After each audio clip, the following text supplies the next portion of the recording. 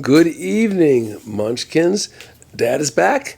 And gotta have a word for your sponsor before we start, though. If you like what you hear, please hit the share button. If you love what you hear, hit the subscribe button.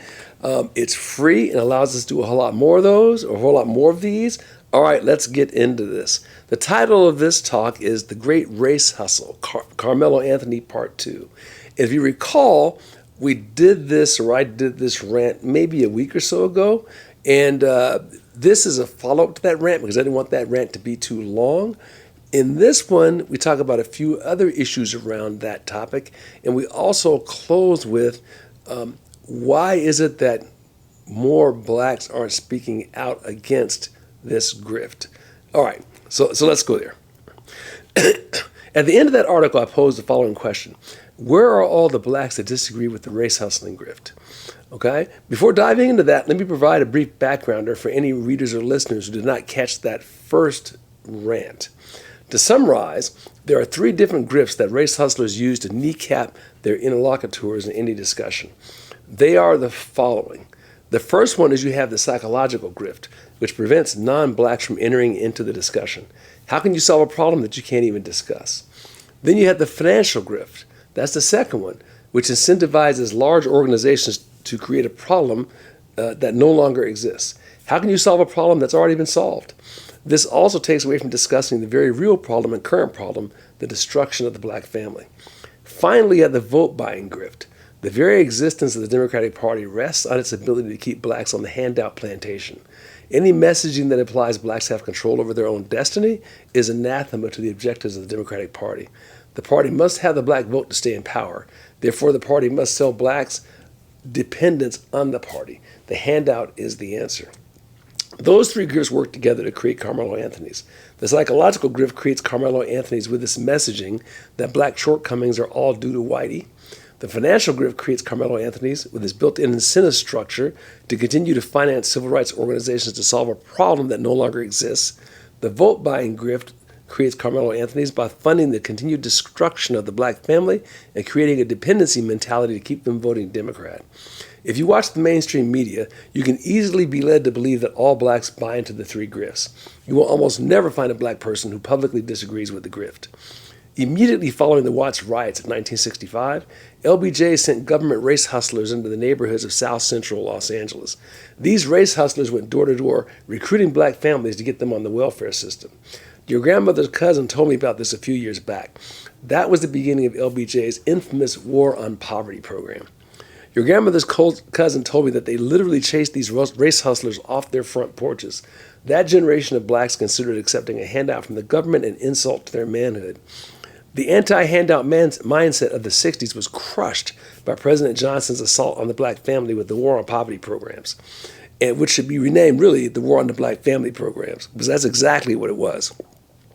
At the imposition of the War on Poverty program, black illegitimacy was running around 15%. It's now around 80%. The effect on the black family of replacing dad with a government handout has been absolutely devastating. I grew up in a neighborhood in the 60s and 70s where, with the exception of one white kid and three Japanese kids, all the kids were black. Not a single black family was without a dad. In fact, nobody was without a dad. Fast forward to the early 2000s, we now have an 85% illegitimacy rate in the black family. 85%. Hell, when your oldest brother was playing Little League Baseball in the early 2000s, the team had 7 white players and 2 black players. The only kids with biological parents were the 2 black kids. Now the white illegitimacy rate's in excess of 40%. What in the why world of sports is going on here? I couldn't resist a little Blazing Saddles humor. Forgive me.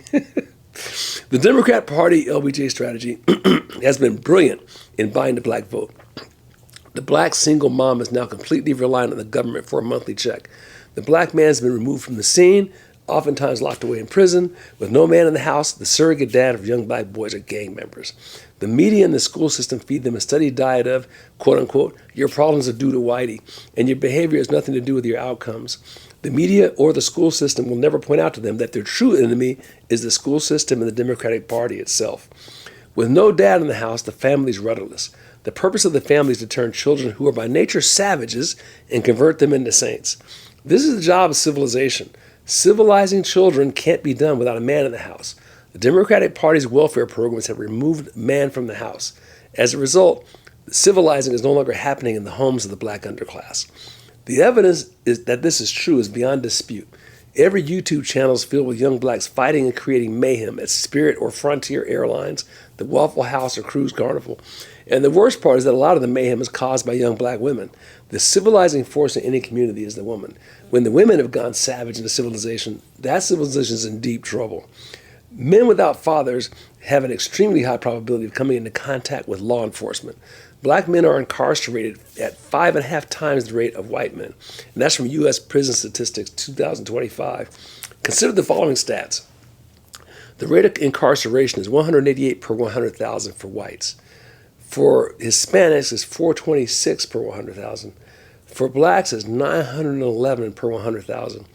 So blacks represent approximately 13% of the population, but constitute 32% of the sentenced prison population, indicating a disproportionate rate of incarceration. The imprisonment rate of black Americans is nearly 5 times higher than that of white Americans and more than twice the rate for Hispanic Americans. Now, the press will report these statistics if they're evidence of racism. Maybe, just maybe, blacks are committing more crime. This possibility seems to escape the radical, progressive, woke legacy media. It's as plain as the nose in your face that young blacks simply commit more crime per capita than the general population. Believe me, I wish that weren't the case. Don't shoot the messenger. For those who get squeamish that old dad is shilling for the white man, consider the fact that the primary victims of these crimes are other blacks. Here are some eye-popping statistics regarding black-on-black crime from World Metrics. In 2022, 58% of black homicide victims in the United States were killed by black offenders. From 2015 to 2022, black-on-black homicide made up 63% of all black homicide victims in the United States. 63%. Black victims accounted for 49% of all homicide victims in the United States from 2018 to 2020. And that's from only representing 30% of the population, 50% of the homicides. In 2021, black homicide victims were 4.2 times more likely to be killed by black offenders than white victims were killed by white offenders. So after you analyze all of that, you got to include that the race hustling grift is very dangerous to black people. The more the grift keeps us from discussing the real problem, which is no dad in the home, the more dangerous it is to be black. The fact of the matter is this: the most dangerous person to a black person is another black person, not a white police officer. That's just the fact. That's the fact, Jack. That's the statistics. Everyone knows this to be true in their gut. The data from World Metrics simply provides the objective data that supports our subjective observation. Don't shoot the messenger. Now that we're ready to answer the question, where are all the black voices that disagree with these grifts? Why aren't prominent blacks speaking out about this? I am certain there are many prominent blacks who know this to be true, but I also believe that they are afraid. They've been cowed into submission by the powerful combination of pop culture and the legacy media complex that glorifies ghetto culture. Notice that I use the term ghetto culture. I'm not allowing the media to define black culture for me, because the media's definition of black culture is extremely insulting. This behavior is not black culture. That is ghetto culture. What other group would allow the media to define its culture as one where scantily clad, middle-aged fat women are twerking in public? What other group would allow the media to define its culture as one where the teenagers rage mob retail stores, destroying property and creating mayhem? What other group would allow the media to define its culture as one where getting into fist fights at restaurants, airport lobbies, and sporting events is de rigueur? What other group allows the media to promote musicians to their children, whose music promotes all sorts of villainy to include drug use, rape, murder, and rioting? And to make matters worse, the music is primarily sold to young black teenagers. The black voices that disagree with all of this are afraid to call it out, and not without good reason. They know that an attack on ghetto culture is seen as an attack on blacks, and the worst thing you can be called is an Uncle Tom or a sellout. So, black Hollywood stars act ghetto, black musicians act ghetto, even black politicians act ghetto. It's been sold to them that to remain authentic, one must act ghetto. Hell, even Hillary Clinton and Joe Biden faked black accents so they could be authentic. That was about the most cringeworthy thing I've ever seen, by the way. So it's fear. A black man or woman who spoke out against this behavior risks losing their friends, their reputation, and in many cases, their career. They risk losing the whole 9 yards by calling out this nonsense. But in spite of that, there are few. And most people have never heard of them because the media does everything it can to suppress their voices. A short list of prominent conservative Christian blacks include Thomas Sowell, Walter Williams, Glenn Lowry, Andrew Bremer, John Hope Franklin, Ben Carson, Clarence Thomas, Star Parker, and Alan Keyes. These people never ever get invited to speak to the legacy media. They have effectively been blacklisted because of their cultural, political, or religious views. As usual, doing the right thing is damned expensive. And even if it's not expensive financially, you can bet your gluteus maximus is going to be expensive emotionally. But at the end of the day, to quote Shakespeare, to thine own self be true. When we were kids, my mom would correct our English all the time. If we showed out in public, you knew there would be hell to pay when you got home, because blacks knew then that our public behavior was representative for all black people. So we knew that we had a duty to be on our best behavior whenever we were in a public place. This generation knows none of that. It's like the worse they can behave, the better. The Marxist objective has always been to cause a race war.